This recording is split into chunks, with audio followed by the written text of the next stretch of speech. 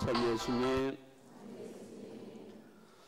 네, 오늘은 교회 달력으로 올해 마지막 주일인 그리스도 왕 대축일입니다.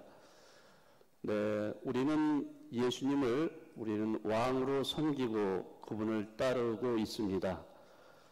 네, 예수님이 세상에서 왕으로 보여주신 것은 바로 진리를 증언한 것입니다.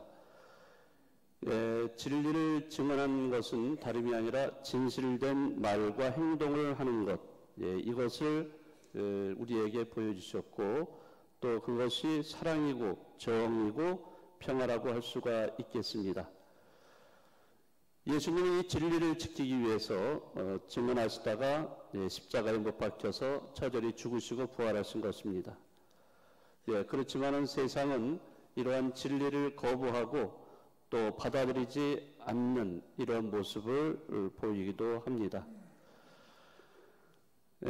저는 오늘 이 진리가 무엇인가라는 빌라도의 질문을 묵상하면서 400년, 기원전 400년경 소크라테스를 좀 생각을 했습니다.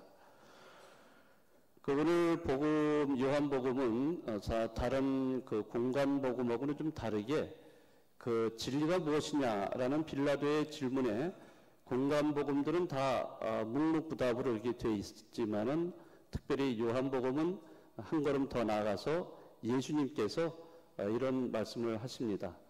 나는 진리를 증언하기 위해서 이 세상에 왔다라고 이렇게 표현을 하십니다. 네, 진리를 증언하시다가 결국엔 십자가에 피를 흘리면서 돌아가시고 부활하신 예수님.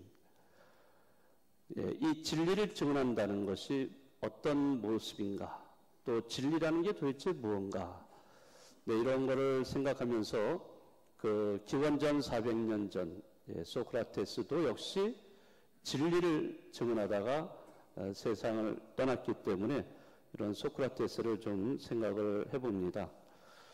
지금 철학 시간은 아니니까 그렇게 딱딱하지 않다는 거 미리 말씀을 드리고요. 소크라테스가 한 말은 여러 가지 있죠. 그렇지만은 또 소크라테스를 이 말을 이용해서 또 사용한 사람들도 있습니다.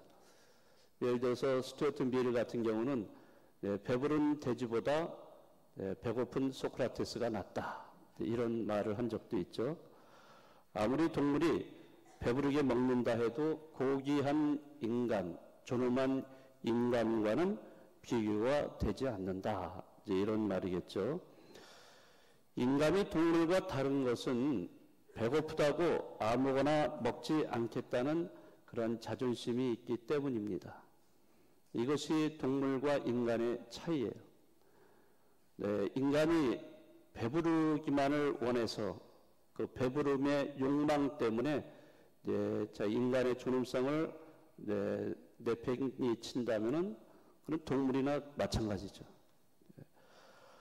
아무튼 인간의 어떤 존엄성, 또 자존감, 이러한 것들이 결국은 인간이 인간답게 살아갈 수 있게 하는 원동력이라고 할 수 있습니다. 기원전 400년경에 소크라테스는 아테네에서 특히 젊은이들을 많이 교육을 시키고 그러면서 어떤 진리를 이렇게 이야기해 왔는데요. 이러한 것에 대해서 불편해하는 그런 세력들이 있었어요. 이제 그들이 바로 정치적인 지도자들이었습니다. 이 정치적인 지도자들은 이 소크라테스를 결국에는 신성모독죄하고 그 다음에 젊은이들을 타락시킨다는 그런 죄목을 뒤집어 씌워서 재판에 넘기고 그리고 사형 선고를 받게 했습니다. 그렇지만은 이런 것에 결국 굴하지 않고 결국에는 그 독배를 마시고 죽음을 맞이합니다. 그가 하던 말들은 다 진실이고 진리인데 정치적인 지도자들, 뭔가 기득권을 갖고 있던 당시의 사람들은 굉장히 이것이 못마땅해 했던 것 같습니다. 그래서 소크라테스는 그들에게 미운털이 박혀서 결국에는 죽음의 길로 이렇게 가게 됩니다. 소크라테스는 이 내면의 진리를 지킬 것인지 아니면 현실에 굴복을 해서 현실과 적당히 타협할 것인가 하는 그러한 기로에 서게 됩니다. 여러 가지 유혹들이 많이 있었을 거예요. 그리고 소크라테스는 감옥에서 죽지 않을 그러한 기회도 많이 있었을 겁니다.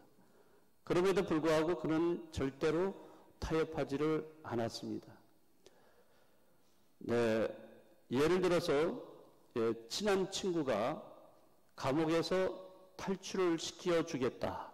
그럼 너는 살아남을 수 있다. 라고 했지만은 그런 것을 거부를 합니다. 그래서 소크라테스는 진리를 지키기 위해서 죽음을 기꺼이 맞이합니다.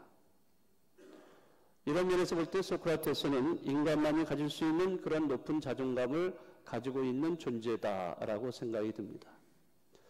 이렇게 소크라테스는 인간적인 차원에서 볼 때 이런 진리를 지키기 위해서 자기의 목숨을 내버렸던 그러한 사람이라고 할 수 있겠습니다.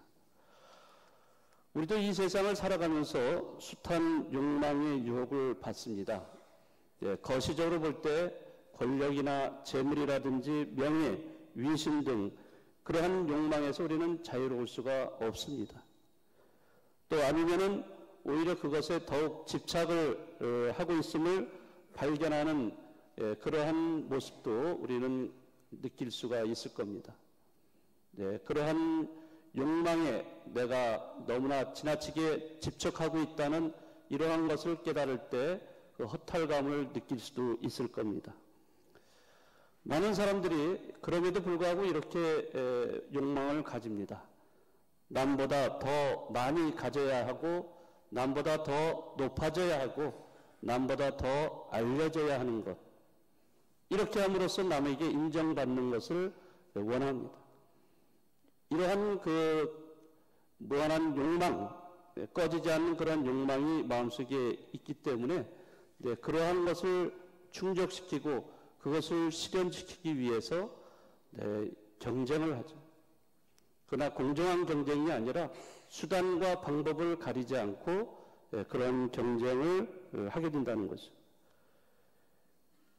결국에는 배부른 돼지가 되어버리고 또 바벨탑을 쌓는 그런 욕망을 보이게 된 거죠. 그런 욕망을 보일 때 결국에는 인간은 교만하고 오만한 존재가 되어버릴 수밖에 없습니다. 그러한 욕망을 실현하기 위해서 교만과 오만한 그러한 존재가 될 때 그는 결국에 거짓된 모습, 위선된 모습을 띌 수밖에 없습니다. 또 아니면 그러한 욕망을 충족하기 위해서 폭력과 테러라는 무분별한 수단을 또 취하는 경우도 있을 겁니다. 이게 우리가 사는 세상의 모습이지 않는가 이런 생각을 해봅니다.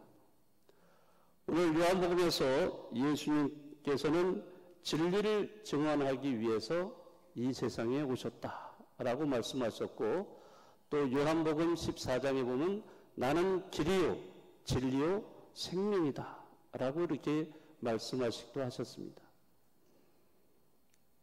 예수님 자신이 바로 진리라고 하는 거죠.